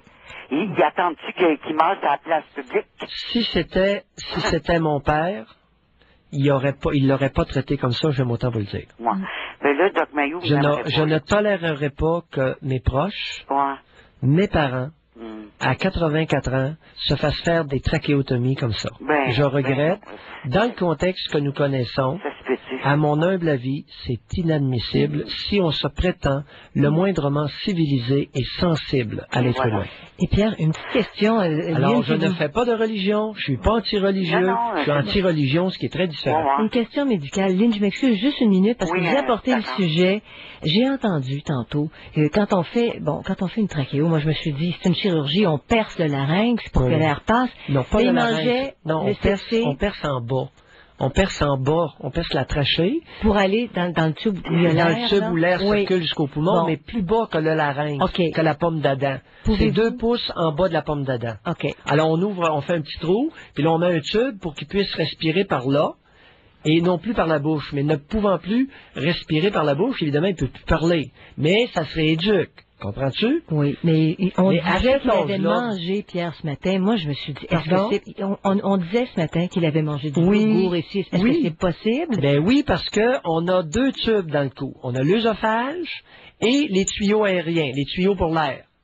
Alors, l'œsophage, qui est le tube qui va à l'estomac, est derrière les tuyaux pour l'air. Donc c'est possible. Alors, on peut faire une trachéo et l'individu peut avaler. Même s'il y a une enflure, un édème, après c'est parce que c'est une chirurgie? Non, il n'y a pas d'édème avec ça. C'est très simple. Ils prennent un bistouri, puis ils coupent, tout simplement, puis ils rentrent un tuyau. C'est pas compliqué. Maintenant, là, respirer avec ça, il était sur le respirateur. Il y a 84 ans. Il est plus... Là, on va lui demander de parler. Et pour parler, il faut bouffer le trou. Je veux parler, là. Oui, allez-y, Lynn. Moi, je trouve ça écœurant. Là, ils vont le mettre peut-être branché sur des tuyaux, là. Il a été branché pendant un bout de temps. On l'a débranché. Semble-t-il, aux dernières nouvelles, qu'il les respire seul. Bon, ben, en tout cas, qu'ils laissent mourir en paix. En tout cas, moi, quand je vois des gens, là, sur leur lit d'hôpital, puis qu'il y a des proches qui disent « Ah, laisse-moi pas, va-t'en pas. » Hey, moi, je voudrais pas ça sur mon lit d'hôpital, là, quelqu'un me dirait « Va-t'en pas. » Hey, crisse-moi à paix, là. Là, j'ai pas le goût de te parler, là, je suis en train de mourir, là, tu comprends-tu? Bon. Là, ma deuxième... Oui, là, j'ai fini avec la patte. OK. Ma deuxième affaire, là, c'est vous, M. Mailloux, là. Oui. Moi, là, je vais vous dire une affaire. Vous parliez des femmes grassettes, vous qui rencontrent pas des hommes. C'est pas vrai, ça. Voyons donc, est-ce que vous en allez avec vos skis, vous? Je vais vous dire une chose, Doc Mailloux. Il y en a pour tous les goûts. Il y a les hommes qui aiment les femmes grassettes. Il y a des hommes qui aiment des toutes piques. Puis vous, le Doc Mailloux, là, quand vous parlez des femmes, là, vous n'avez pas gros sur le mince, vous, soit dit en passant, là. Si une femme vous tient dans ses bras, là, moi, j'aurais peur de vous casser en deux. Soit dit en passant. Lynn. C'est qu'il y en a pour tous les goûts. Hey, moi, j'ai rencontré un homme en fin de semaine. C'est pas vrai ce que vous dites. Regardez, je vais vous dire ceci. Écoutez, Doc Mailloux, écoutez-moi là. Moi, j'ai 56 ans. J'ai rencontré un gars de 27 ans cette semaine. Je vais vous dire mon poids. Je pèse 180 et je mesure 5 pieds 5, mais mon poids, ça paraît pas que je pèse ça. Ça dépend comment les graisses sont réparties. Lynn, vous n'êtes pas grossette. De 27 et de 20 ans. Ben oui, vous n'êtes pas grossette, vous êtes grosse. C'est pas pareil. Ben oui, vous êtes maigre. Ben oui, c'est vrai que je suis maigre. C'est vrai que je suis maigre. C'est le fun pour une femme de tenir un homme maigre dans ses bras comme ça. Je le sais bien. Je vous ai pas dit que les femmes m'aimaient. J'ai jamais dit ça. Je vous ai révélé une statistique. Bon, je me reprends. C'est pas mes goûts personnels, là. Non, mais ça m'enrage, ça, moi. Oui, attendez, enragez-vous pas contre le messager quand le message vous plaît pas. C'est Statistique Canada. Ils ont fait une étude dans tout le Canada, puis ils ont découvert, OK, que 92% des hommes n'étaient pas attirés vers les grosses, mais qu'il y avait 8% qui l'étaient. C'est pas vrai, Doc Mailloux. Bon, ben, OK. À ce moment-là, écoutez, je vais pas plus loin. Ça se peut que vous ayez raison, la statistique a été mal faite. Ça se peut. Doc Mailloux. Oui. Un instant. Je rencontre des gars de 20 ans qui veulent coucher avec moi. Ils disent, laisse-toi faire. Puis j'ai 54 années, moi. Hein? Qu'est-ce que vous pensez de ça, vous? Je vous ai dit qu'il y a 8% des hommes... C'est pas les statistiques, là. Ils savent souvent, eux autres. Calice. Voyons donc. C'est vrai. Allez, Lynn, j'aime ça. OK. C'est beau, vous avez quelque chose de sain en vous. J'aime ça. Elle s'assume. Elle a du drive puis de la libido. C'est bon. Ben oui. Allez, bye, Lynn. Bonjour. On va maintenant au propos de Francine. C'est ça, Francine? À qui on parle, oui? Oui, bonjour, madame. Bonjour, docteur Mailloux. Bonjour, Francine. Je vous appelais en premier parce que Je vous ai vu à la télévision cette semaine, puis mais le courriel que vous venez de recevoir, ça m'a interpellé au plus profond de mes tripes. Parce que moi, j'étais victime l'année passée d'un homme comme ça. Puis ça s'est terminé qu'il me faisait des menaces. Il voulait tirer tout le monde qui m'entourait. J'étais plus capable de sortir de là. Sa mère, qui restait au deuxième, elle me checkait tout le temps. Une vieille chupie, comme ça se peut pas. Puis là, il me menaçait de me tirer. Puis un moment donné, il a braqué une arme sur moi juste pour faire semblant, juste pour me niaiser. Et puis, j'ai laissé ça de côté. Je dis, voyons donc, arrêtons de niaiser, de faire des affaires de même. C'est une vraie tragédie, ça. C'est une tragédie. Il y a un pourcentage de maudits morons au Québec, ça n'a pas de bon sens, qui s'amusent à terroriser des femmes. Il y a un pourcentage d'hommes au Québec qui sont profondément lâches.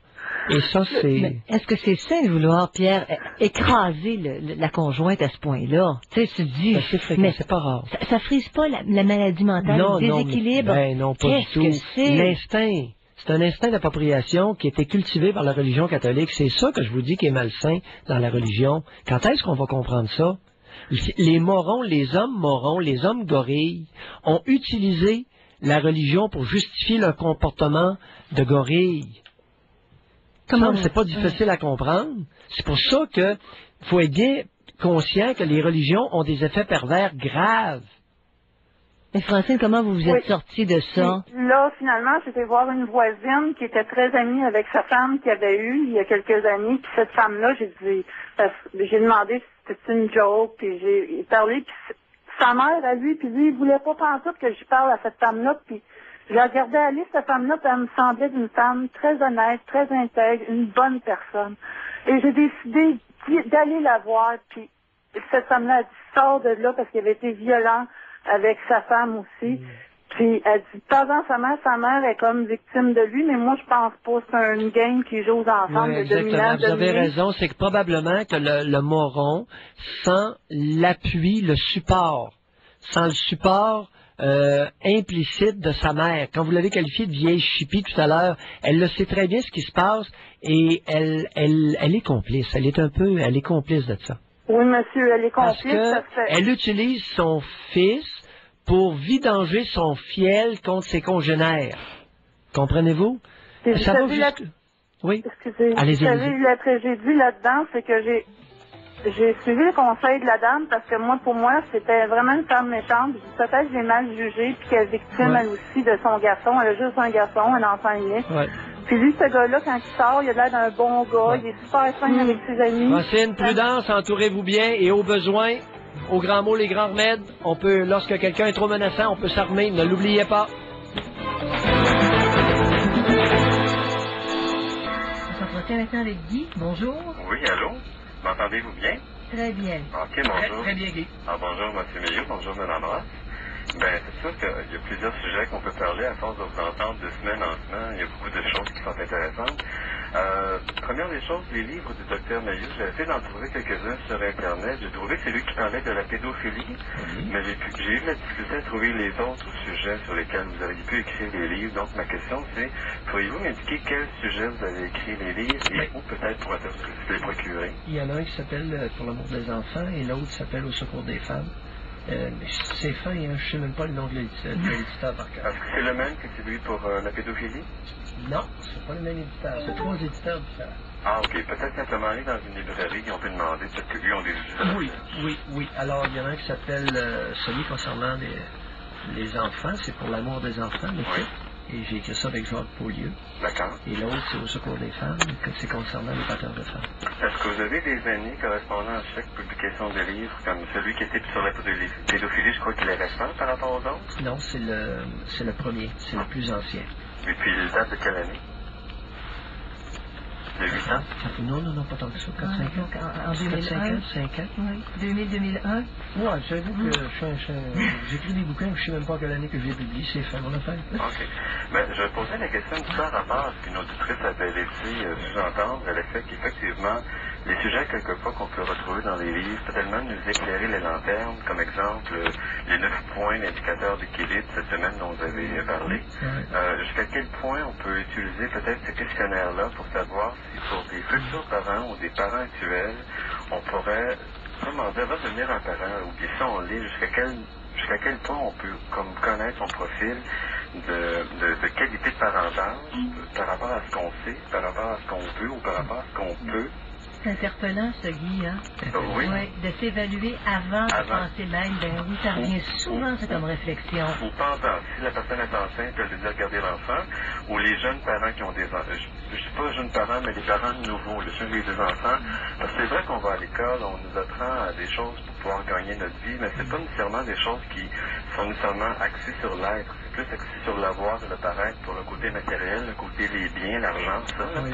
Mais tout ce qui s'appelle la bonne santé mentale, le bon soin de notre psyché, c'est vraiment quelque chose qui est comme assez délaissé. On est obligé de reprendre, des fois dans notre propre vie d'adulte, beaucoup d'années à se reconstruire. Imaginez-vous, là, on sort de l'école, on va sur le marché du travail, on a des enfants. Pourquoi est-ce délaissé?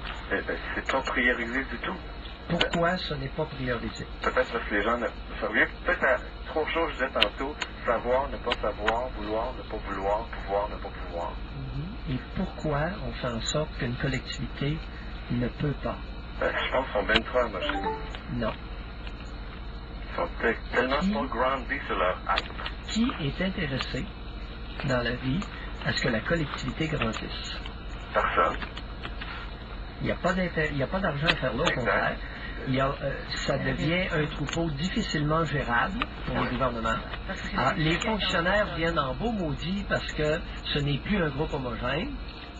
Il n'y a personne qui est intéressé à ce que la collectivité grandisse. C'est ça, notre société nord-américaine est axée sur l'avoir et le paraître. Alors, comme le docteur Chicoine, qui a passé à l'émission avec Marie-France Brazo, lorsqu'il y a eu à interpeller pour la cause des jeunes enfants entre 0 et quelques mois là, avant d'être placé à la garderie, et c'est sûr que, pauvre lui, je me mettais à sa place, je me disais, il sait quelque chose que peut-être une minorité de gens dans la population savent, et il avait d'autres parties à parler avec une représentante pour les garderies, je ne sais pas de quel âge, mais elle, c'est normal qu'elle pouvait juste comme défendre sa position, c'est son gagne-pain, là. On peut pas le voir le vouloir. Moi, il n'y a personne à qui, c'est moi qui ai été en face de cette dame-là.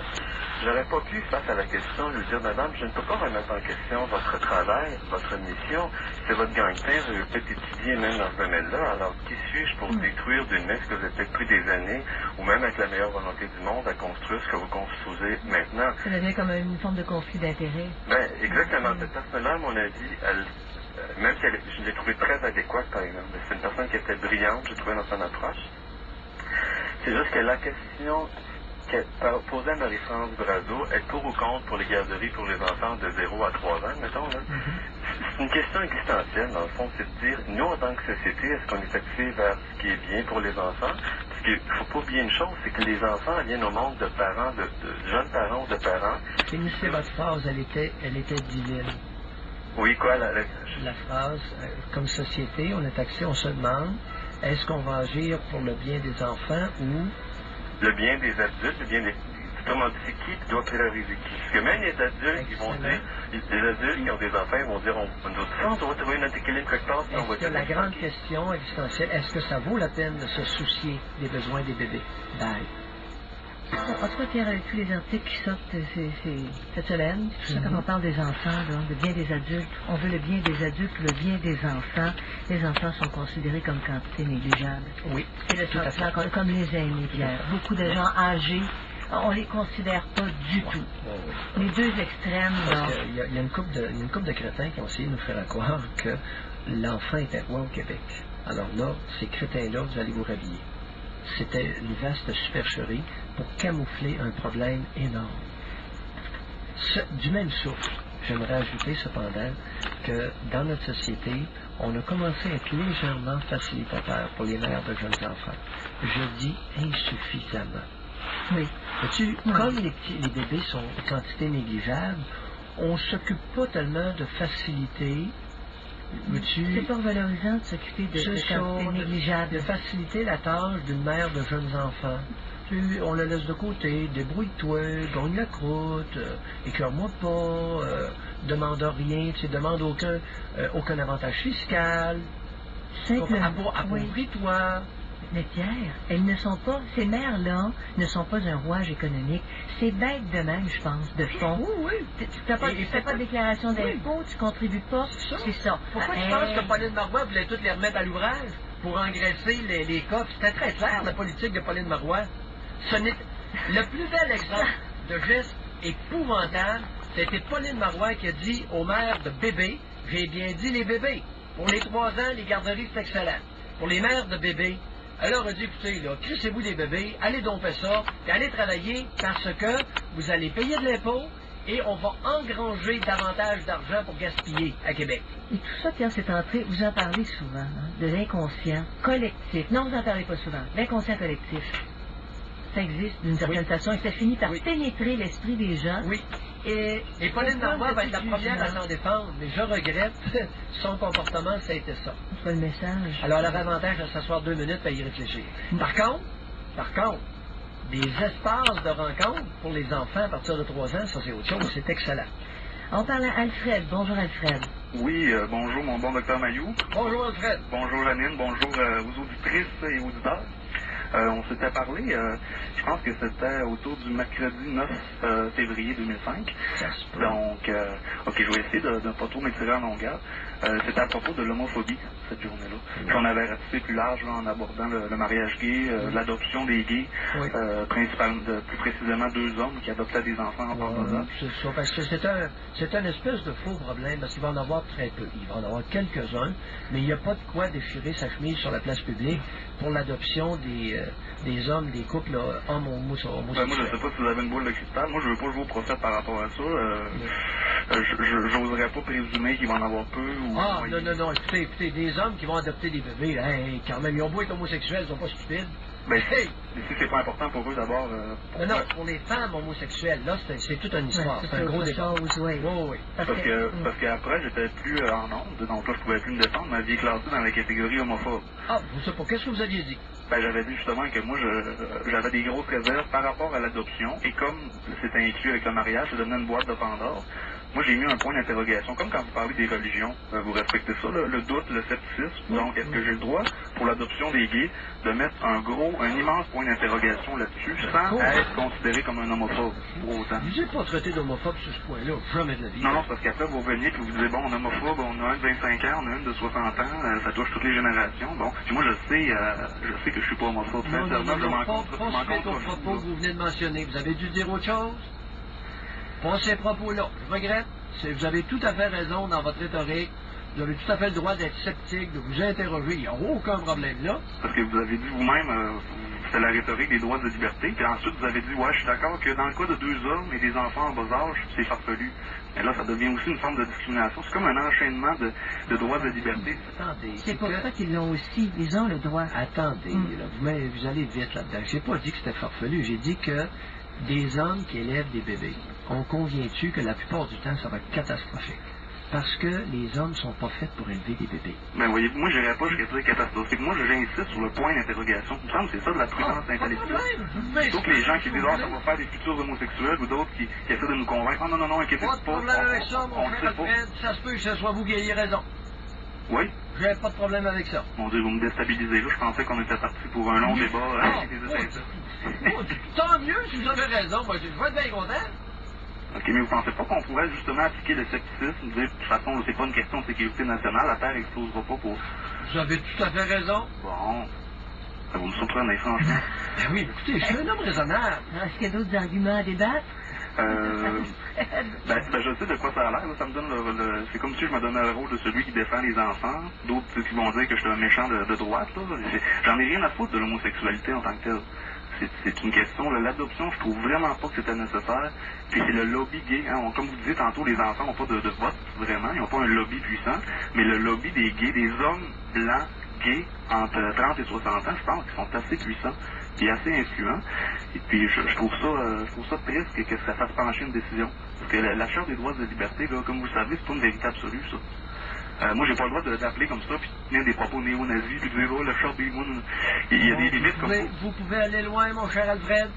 Non, mais regardez-vous, vous êtes un homme du Lac-Saint-Jean. Voyez-vous, on a déjà 2 points en commun.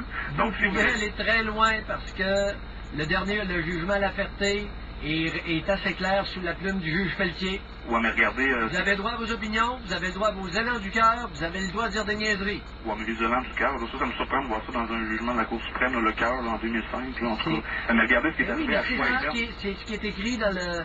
Mais regardez ce qui est arrivé à Choix. Regardez ce qui est arrivé à Choix FM Québec. Ouais, mais la Cour suprême, Doc, moi, ça m'impressionne plus comme argument, comprenez-vous. Puis je vous ai vu vous-même vous opposer au jugement sur la CC.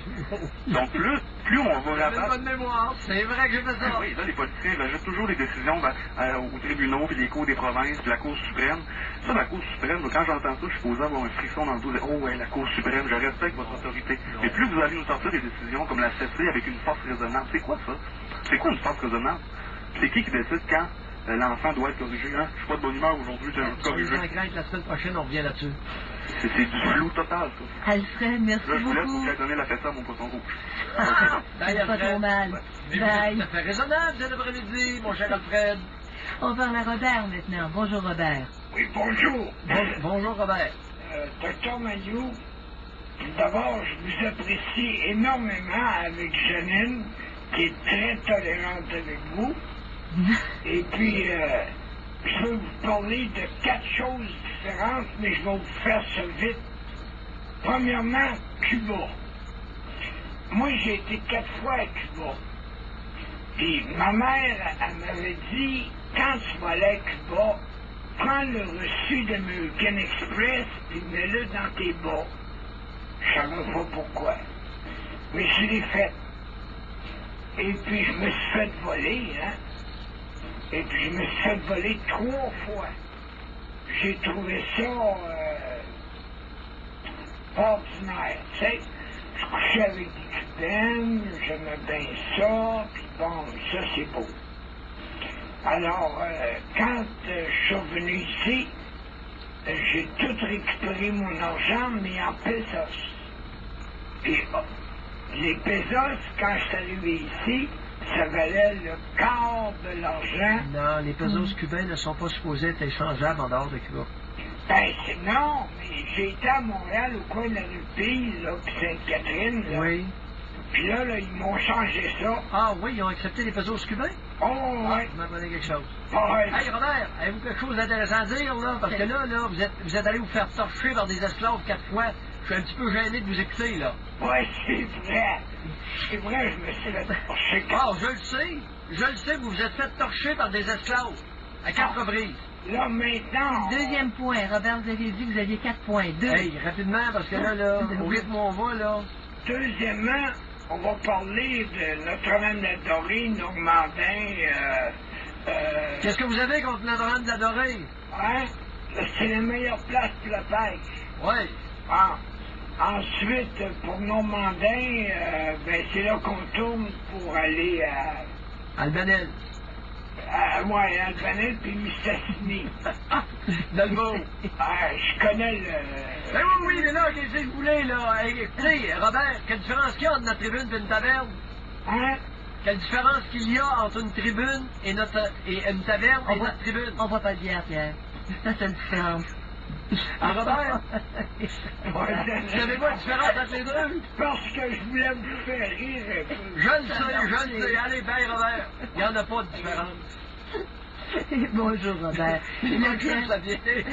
Pour certaines personnes, écoute, il y a des hommes qui s'ennuient des tavernes, c'est évident. C'est évident. Ça me fait rire. Puis je le dis affectueusement. Il y a plus d'espace dans la société pour des hommes. Ils vont aller prendre le billet et ils vont le radoter à leur goût. Bateau, c'est important, ça. En tout cas. Bon, Pierre, si c'est à Normandin, ce n'est pas anodin. On va la garder, celle-là. Oui, le drame d'Adoré, c'est le début du chemin de Chipogamo. Quand on va à Chipogamo, là, on passe à Vitier, ça va à l'Adoré. Oui. Là, on monte dans le bois jusqu'à Chipogamo. Ça sent bon, hein? À Normandin, c'est le plus haut, c'est le village. Non, c'est pas tout à fait vrai, mais sur le chemin officiel, le chemin qui fait le tour du lac Saint-Jean, Normandin est le village le plus au nord. Oui. Et là, tu tournes vers le nord-est, tu t'en allais à Albanel, t'as de le beau. Quand on regarde la carte, ça coupe après, hein? Ouais, c'est comme une petite route, ils ont fait un chemin qui part de Saint-Médard jusqu'à Dolbeau de bateau. Fait qu'il y a du monde. Hey, avez-vous encore de la famille là-bas? Ben oui. Plein de familles. Ils sont encore là-bas? Ben oui, les oncles, les tantes, les cousins, les cousines. Ah! Alors, Normandin, c'est le centre du monde, Pierre. Je suis en compagnie du docteur. OK, juste un courriel. Actuellement, l'adoption, c'est vers des enfants qui viennent d'Asie beaucoup. OK? Et un cas qui est rapporté, les parents sont allés, ça coûte très cher, hein, l'adoption internationale, ils sont allés chercher une petite fille, ils l'ont ramenée, la petite fille a à peine 1 an, et 3 semaines après, elle entrait à la garderie. Là, tu dis, tu soustrais un enfant d'un avenir, tu sors des orphelinats, parce que là-bas, c'est ça. Un enfant de quel âge? Un enfant qui avait à peine 1 an et quelques mois, bébé. oui, qui se retrouve à la garderie. Donc après le choc culturel, l'adaptation à une nouvelle famille, tout de suite en garderie, et ça a l'air que c'est pas rare. À mon humble avis, c'est un geste criminel. Mais personne ne C'est un s'objecte. crime. Personne C'est que s'objecte à ça. c'est un crime contre la personne parce que extrêmement lourd de conséquences néfastes. Qu'on peut soupçonner, Pierre. En tout cas, j'ai trouvé que c'était important de le mentionner parce qu'on ne parle jamais de cet aspect-là. Tu fais très bien de le mentionner. N'oublions pas que le mot bébé, dans la tête de beaucoup de femmes, est très près du mot bébelle. Alors que ce sont des humains. Hein? On parle à Francine. Bonjour, Francine. Bonjour, Doc Mayou, puis bonjour, Janine. Moi, là, je suis vraiment pas contente. Allez-y. J'ai eu mon sujet hier au sujet de l'antimère, là, le monsieur qui vient de vous parler, là, au sujet de Cuba, là. Premièrement, la carte, moi, je suis le dossier, j'ai un dossier monté, photo, preuve, qu'est-ce que vous voulez, sur Cuba, depuis 1988. Parce que je suis allé, là, en 1987, en 88, j'ai vu des choses inhumaines. Moi, je ne veux pas être méchante, là, mais le monsieur qui vous a parlé avant moi, la carte American Express n'est pas acceptée à Cuba. Et puis l'argent cubain ne peut pas sortir de Cuba parce que tu peux être pénalisé, toi, comme touriste, si tu es pris de l'argent cubain. Troisièmement, je dis merde au monsieur, parce qu'il a couché, fait les bretelles qu'il a couché avec des Cubaines. Je me demande quel âge qu'elle avait l'enfant. Est-ce qu'il l'a payé qu'une barre de savon ou avec du rhum? Je déplore ça, parce que le monde va là en touriste. Francine, vous avez entendu ma réaction? Oui, puis je suis d'accord avec vous, ça me choque. Il est allé, comme beaucoup d'autres, se faire torcher par des esclaves. Oui, monsieur. Et vous avez raison à 100 000 à l'heure. Comme je vous ai dit, ça fait... Et ça vient pas de moi. Alors, ceux qui sont pas contents cet après-midi, là, écœurez-moi pas avec Cuba, parce que c'est Radio-Canada, ce matin, qui a affirmé que 100 000 Cubains travaillaient dans l'industrie touristique et gagnaient 20 $ par mois. Ils ont reçu, en plus, un ordre du gouvernement de crotter, de refuser pourboires et cadeaux afin de préserver l'esprit socialiste. Bande de morons. Monsieur Maillot. De demeurer, pour utiliser le terme à la mode, soulevé par Denise Bombardier, une race de demeurer. Pas à peu près. Allez-y. Oui. Moi, c'est que j'ai... Parce qu'on a déjà eu des appels, il y a plusieurs mois, d'individus qui louangeaient l'évolution cubaine sur Oh my God. Ça m'a fait tuer. Oh my God. Il y a des gens instruits, quand même. Moi, je sais de quoi je parle. Je ne peux pas aller plus haut que ça, je ne peux pas dire plus. Mais par contre... Alors, quoi d'autre? Quoi d'autre? Il y a de la torture. Oui. Il y a de la... On va le dire que... Oui, mais là, c'est un régime totalitaire. Avez-vous déjà vu un régime totalitaire qui a... C'est plus que totalitaire. Oui, mais avez-vous déjà vu un régime de crotté qui permet la liberté d'expression? Non. Bon, alors on réprime. On réprime de quelle façon? On enferme, on emprisonne, on torture. C'est l'histoire de l'humanité, cher Francine. Moi, je vais vous dire une chose. Allez, bye, Francine. Bon, allez, bye. Bonjour, Francine. Mais Pierre, il y a quand même des gens qui sont éduqués. Malgré tout ce qui se passe là-bas, quand on avait parlé... Non, je sais. Les Russes étaient éduqués dans le temps de Staline. Il y en avait des Russes instruits. Ils ont mis une balle dans la tête quand ils parlaient de travers. Combien de temps j'aurais survécu en Russie? Combien de temps? OK, envoyez-moi à Cuba. Combien de temps je survis? Allez pas en vacances, là, Pierre. Janine, t'as pas besoin de me le dire. je ne vais pas. Je n'irai jamais en vacances à Cuba. Oublie-moi. Parce que, Alors, écoute. parce que j'ai l'impression que vous resteriez là-bas. Yes. Puis, avec une balle dans la tête dans pas trop de temps. On parle à Nathalie. Bonjour Nathalie. Francine, une autre Francine. Bonjour Francine. Oui, bonjour. Bonjour Francine. Bonjour Dr Mayou. Bonjour Madame Ross. Je vous écoute régulièrement depuis des années. On peut donc dire que votre émission provoque l'accoutumance. Mais j'appelle pour savoir si le médicament qui m'a été prescrit peut provoquer l'accoutumance. On m'a prescrit du gabapentin. Non, pas d'accoutumance avec ça. C'est un antiépileptique. Vous souffrez d'épilepsie? Non, pas du tout. Arrête dedans! J'ai des problèmes à une jambe depuis 4 ans à peu près, mais... Quels sont les problèmes que vous avez pour lesquels on vous a donné du gabapentin? C'est des maux à la jambe droite qu'on trouve pas, c'est dû à quoi? C'est peut-être une neuropathie diabétique, là, on n'est pas certain. Bon, à ce moment-là, est-ce qu'on utilise le gabapentin à titre d'analgésique pour en diminuer la douleur? Oui, c'est ça. Est-ce que ça a été efficace? Mais je ne l'ai pas essayé, je voulais vous appeler avant, on me l'a prescrit il y a 3 jours, puis j'ai dû attendre vendredi pour demander au Dr Mayou. Et quel médecin, de quelle spécialité? Ou c'est un médecin généraliste? Oui. Dans le but de... enlever la douleur en attendant de passer des examens, mais comme c'est long avant d'être dû...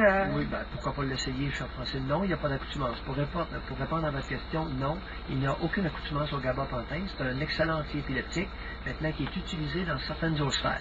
Entre autres, comme analgésique dans certains cas. Vous en aviez parlé, il y avait une dame qui disait avoir les jambes nerveuses, les jambes sautaient la nuit. L'autre syndrome, c'est sûr, c'est un antiépileptique.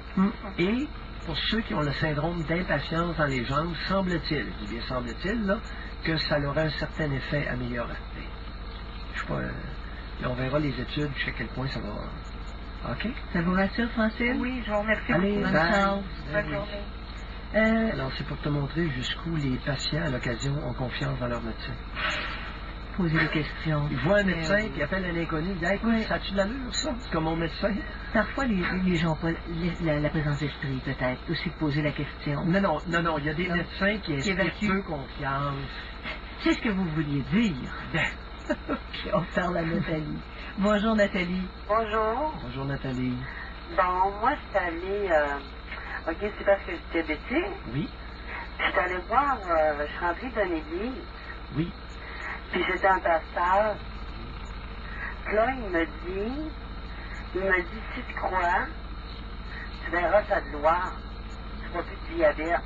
Oui. Pensez-vous que c'est vrai? Ben non, c'est pas vrai. Ben non. Si vous avez vraiment eu cette expérience-là, si vous avez vraiment rencontré ce pasteur-là, il est dangereux, le gars. Vous pensez qu'il est dangereux, mais il a l'air... Ça, c'est un vrai dangereux. C'est pas comme Mayou, ça, là. C'est très pire. Parce que quand tu rentres là, il dit, je veux pas votre argent, il ne fait aucun rapport. Il dit, donnez-moi les mots le prendre, mais il dit, vous verrez pas la gloire de Dieu. Ben oui.